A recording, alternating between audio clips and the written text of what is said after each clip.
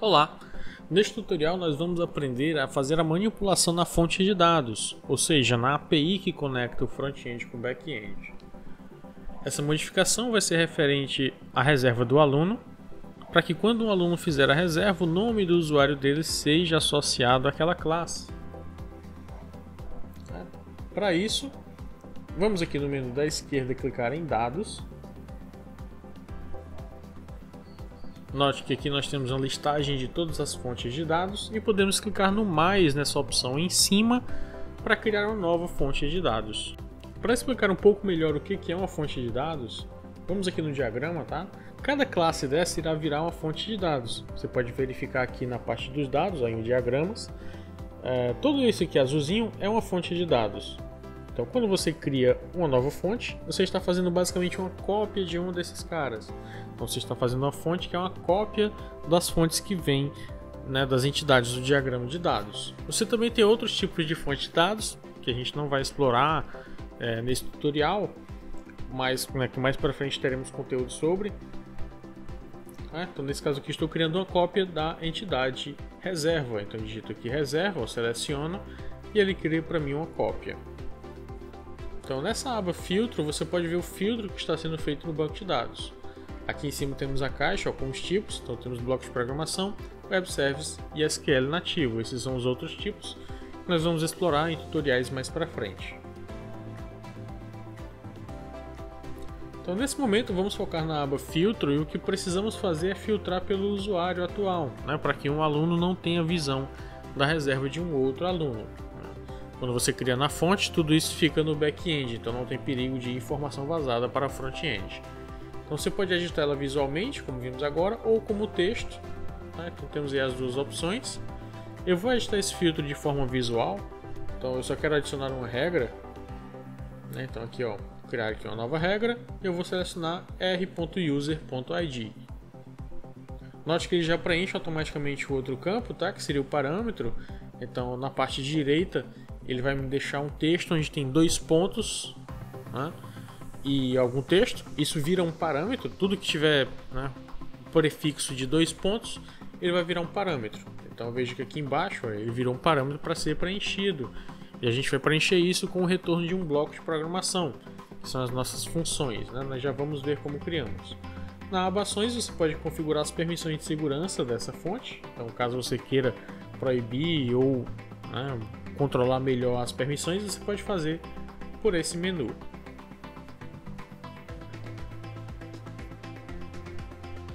Aqui tem um exemplo, você pode fazer a modificação. O próximo menu são as ações. As ações elas funcionam como triggers, ou seja, vamos executar a função antes de inserir um elemento, depois de inserir, antes de deletar e assim por diante. Você escolhe o momento, indica a função que quer ser executada e ela vai ser executada naquele momento que você escolheu. Então você pode selecionar aqui na direita um bloco de programação ou criar um novo. Aqui em campos, referencia os campos que vão retornar nessa requisição. Então ele vai ter aqui os 4 campos básicos que a gente criou e ele vai ter 2 campos a mais que ele cria a partir da associação. Ou seja, quando a gente tinha, por exemplo, como a gente tem a ligação com o user, ele vai ter o user underline name. Como a gente tinha uma ligação com o livro, ele também vai ter o livro underline nome, que são campos que geralmente a gente precisa para ficar uma identificação um pouco mais bonitinha. Então ele já cria automaticamente esses campos aqui. Campos calculados são campos que não existem no banco, mas que são calculados no momento da requisição. Então quando você faz a requisição para uma fonte de dados, ela executa uma função calcula um campo e retorna isso na nossa requisição, sem precisar persistir isso no nosso banco de dados. Em cabeçalhos, isso funciona para fontes do tipo web service, onde você pode enviar cabeçalhos numa requisição, por exemplo, um authorization, uma token ou algo do tipo, você pode enviar via cabeçalho de forma automática, via bloco ou manualmente também. E por último temos o menu de tratamento de erros. Esse tratamento de erros ele tem duas configurações de mensagens, apenas um texto. Qual que é o texto que vai ser exibido quando tivermos um problema de chave primária ou de chave estrangeira. Temos um texto aí para cada caso.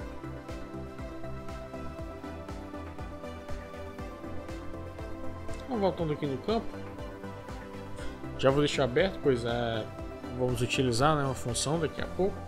E agora vamos criar, vamos em lógicas, servidor, vamos abrir o bloco user control.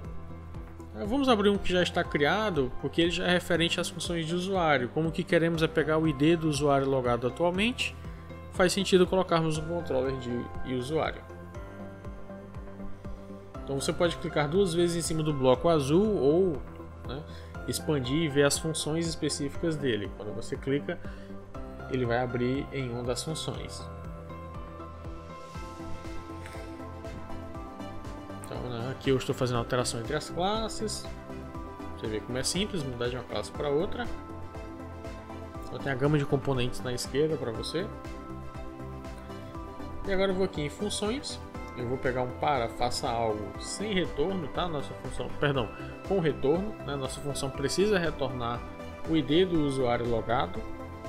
Então vou arrastá-la para a tela e vou mudar o nome dessa função. Então basta eu clicar no nome em cima, onde tem faça algo, né? E alterar para o nome da função que eu desejar. Aqui também tem a opção de você remover o retorno de uma função. Caso você puxe incorretamente, tá? E comece o seu desenvolvimento e não queira parar, né, você pode simplesmente remover o retorno de uma função ou adicionar também. Aqui no bloco de programação você também pode encontrar na parte esquerda a nossa paleta de componentes, né, ou seja, os nossos blocos de programação.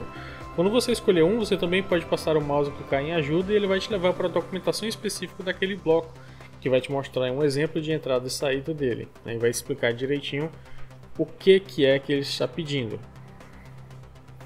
Voltando aqui no Cronap, podemos agora fazer a construção da nossa função. Então eu vou mudar aqui o nome para obter ID usuário logado.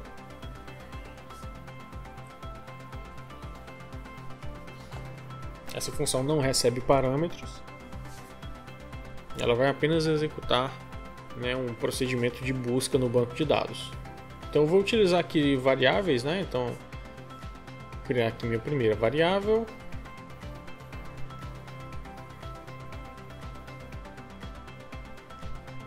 Já arrasto ela para a tela.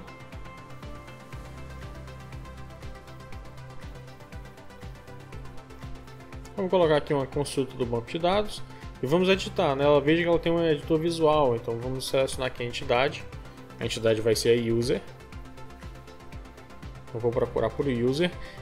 Note que ele tem também as fontes de dados customizadas, tá? Não queremos elas.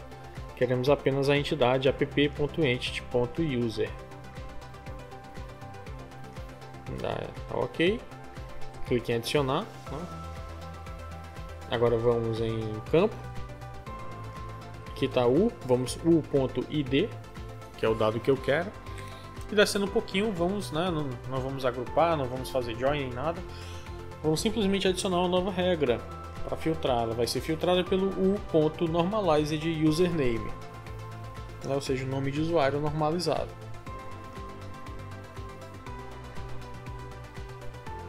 Um OK, e agora veja que o bloco ele tem aqui uma entradinha para um outro, né? Você ligar um outro dado nele.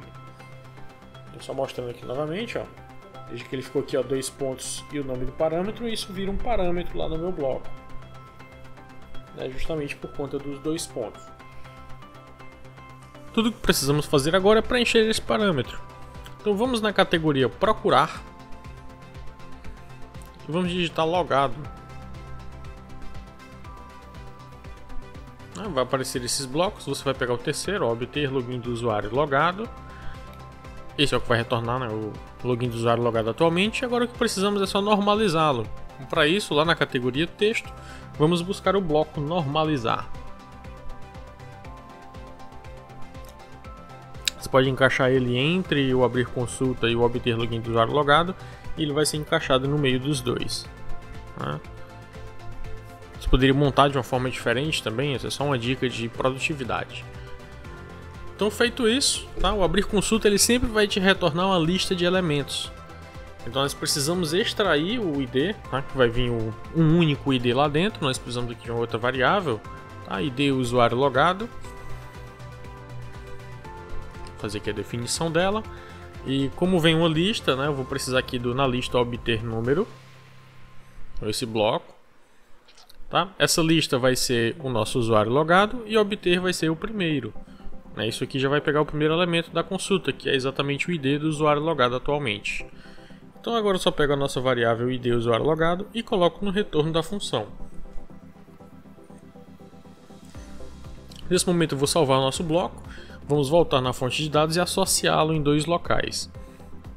O primeiro é no filtro, tá? Então aqui no parâmetro do filtro, vamos clicar nos 3 pontos, tá? Verifique se está como expressão.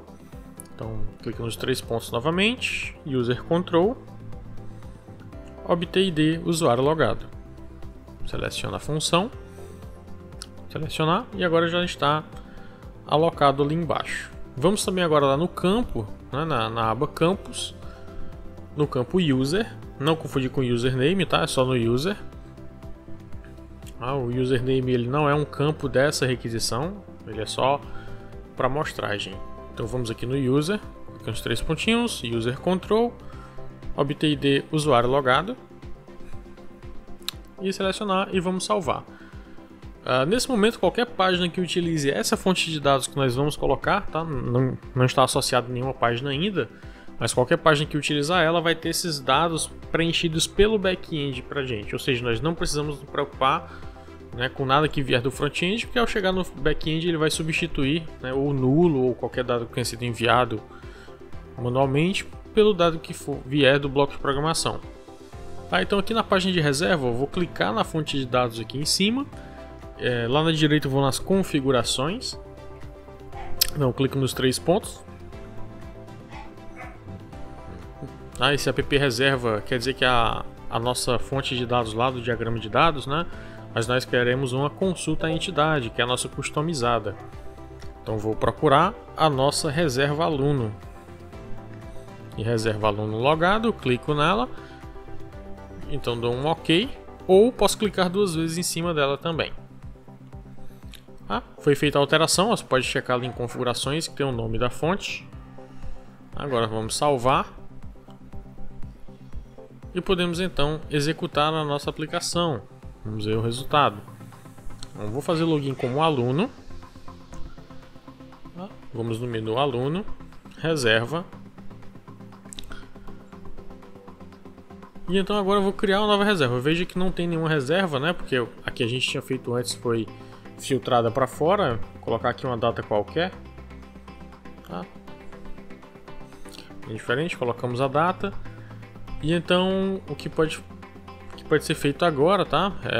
Vou fazer logout aqui do aluno e fazer login como admin para a gente ver o resultado lá na página do admin. Vamos aqui nas reservas. Note que essa que fizemos agora, né, tem um aluno preenchido como usuário que fez a reserva. Ou seja, isso foi preenchido automaticamente pelo nosso back-end, né? Esse foi nosso tutorial sobre fontes de dados e blocos de programação. Nos vemos no próximo.